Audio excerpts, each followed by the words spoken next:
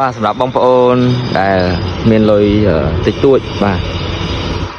អាចមកមើលមកគ្រឿងនេះបានបាទតម្លៃទៅតែ2000ជាងទេបងប្អូនបាទតម្លៃលក់ដាច់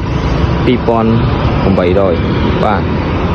ចឹងបញ្ជាក់បងប្អូនតម្លៃលក់ដាច់2800បាទយ៉ានកង់នេះគ្រាន់តែដាក់មកអស់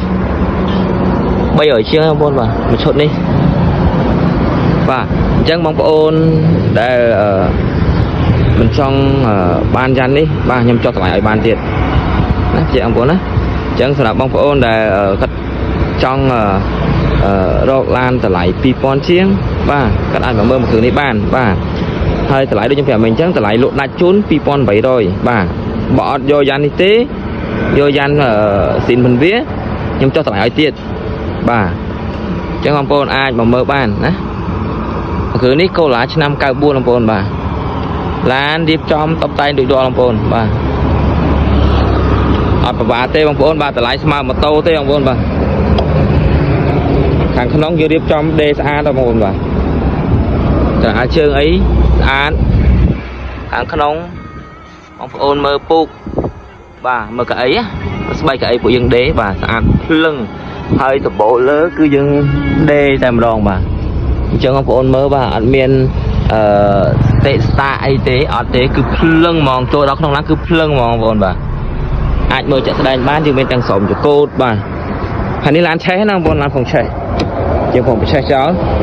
បាទកូតអីនៅបងប្អូនមើលកដាលជើងបាទមើលសាច់បងប្អូនមើលនេះដេស្អាតណាស់មើលសាច់ស្បែកសាច់កូអីស្អាតណាស់បងប្អូនណាអត់មានតោះចិត្តទេចូលមកដឹងត្រជាក់ភ្នែកស្អាតធានាឲ្យហើយម៉ាស៊ីនត្រជាក់ម៉ាស៊ីនប្រអប់លេខធានាឲ្យស្អាតបងប្អូនណាម៉ាស៊ីនត្រជាក់ល្ងាបាទម៉ាស៊ីនប្រអប់លេខស្អាត